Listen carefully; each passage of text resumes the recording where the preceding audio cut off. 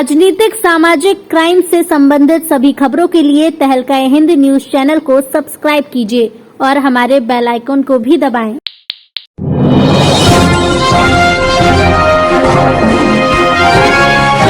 समल में कोरोना का इलाज सिर्फ मस्जिदों में नमाज से बताने वाले समाजवादी पार्टी के सांसद शकीर रहमान बर्क ने भी आज वैक्सीनेशन बूथ पहुंचकर अपने कोरोना का वैक्सीन लगवा ली है। यही नहीं, एसपी सांसद शफीकुर रहमान बर्क ने जनता से कोरोना वैक्सीन लगवाने की अपील की है। दरअसल संभल में समाजवादी पार्टी के सांसद शफीकुर रहमान बर्क ने 21 जुलाई को कोरोना के वैक्सीन का विरोध में विवादित बयान देकर कहा था कि महामारी के इलाज की वैक्सीन दुनिया में नहीं, कोरोना की बीमारी सिर्फ मस्जिदों में नमाज पढ़ने और अल्लाह के सामने अपने गिड़गिड़ा कर गुनाहों की माफी मांगने से होगी। लेकिन आज अपने इस बयान के विपरीत समाजवादी पार्टी के सांसद शफीकुर रहमान बर्क खुद वैक्सीन लगवाने जिला अस्पताल पहुंचे। यही नहीं, एसपी सांसद से जनता ने भी वैक्सीन लगवाने की अपील की। साथ ही वैक्सीन लगवाने के बाद एसपी सांसद को जब उन्हें उनका बयान याद दिलाया गया तो एसपी सांसद शफीकुर रहमान बर्क हंसते हुए सवाल जवाब को टाल दिया। वहीं शफीकुर रहमान बर्क सांसद समाजवादी पार्टी संभल से जब बात की तो उन्होंने जानकारी देते हुए कहा, मैं चूँकि मेंबर ऑफ पार्लियामेंट हूँ संभल से और पूरे देश के अंदर, न सिर्फ हमारे देश में बल्कि पूरे वर्ल्ड के अंदर इस कोरोना वायरस के आने से पर जो सब ने एक तजवीज़ की कि और ये वैक्सीन बनाया गया कि सबको लगवाना चाहिए, तो ये किसी कौम बिरादरी है उसका सवाल नहीं है, या बल्कि ये सारे मुल्क का लोगों का मसला है और गवर्नमेंट की इसमें जो पॉलिसी है मुझे इससे कोई इख्तिलाफ नहीं है। तो हमें हर आदमी को वैक्सीन लगवाना चाहिए।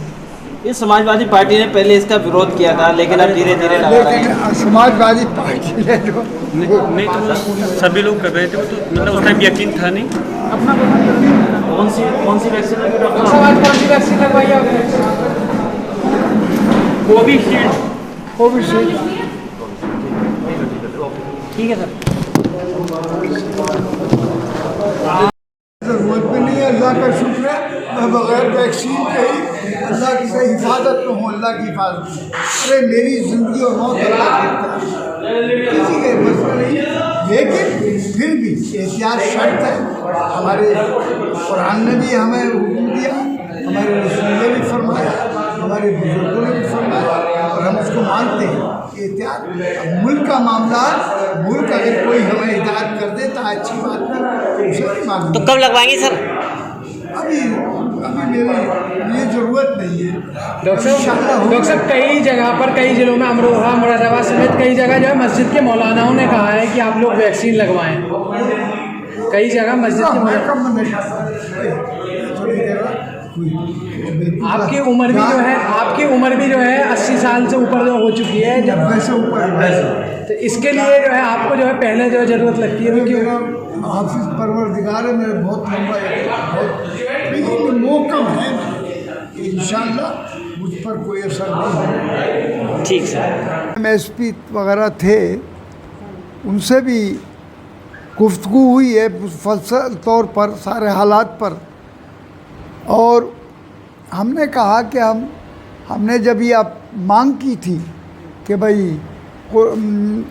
नमाज पढ़ने की मुसलमानों को मस्जिदों में खोली जाए और ईदगाहों में सबकी इज्तिमाई नमाज होनी चाहिए ताकि हम दुआ मांग सकें, और जो कोरोना है जिसका अभी तक कोई इलाज नहीं हो सका है, न कोई वैक्सीन बन सकी है, तो न सिर्फ हमारा मुल्क बल्कि सारी दुनिया के मुल्क इसको अभी तक कोई इसका इलाज और इसका वैक्सीन नहीं बना सके, तो हमने कहा इसका इलाज, इसकी वैक्सीन अल्लाह के हाथ में है।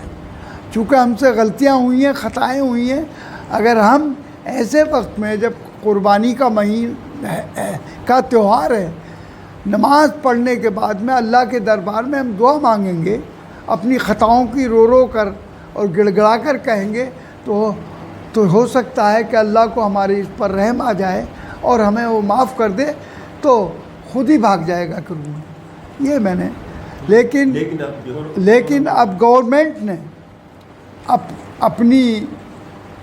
अपने यानी पॉलिसी के एतबार से वो उन्होंने मुनासिब नहीं समझते, तो उन्होंने अब जो गाइडलाइन दे दी है, अगर वो हमें इजाज़त देते तो हम मस्जिदों में भी नमाज अदा करते, सब मिलके ईदगाहों में पढ़ते। लेकिन अब 5-5 आदमी ईदगाहों में नमाज या मस्जिदों में हो जाएगी, तो उनका यही कहना है कि नमाज अब मुसलमान जैसे ईद उल फित्र पर के मौके पर अपने घरों पर पड़ी थी, कोरोना की वजह से इसकी, और इस वक्त कोरोना पहले से भी ज़्यादा बढ़ गया है, तो अब भी लोग अपने घरों पर अदा करें।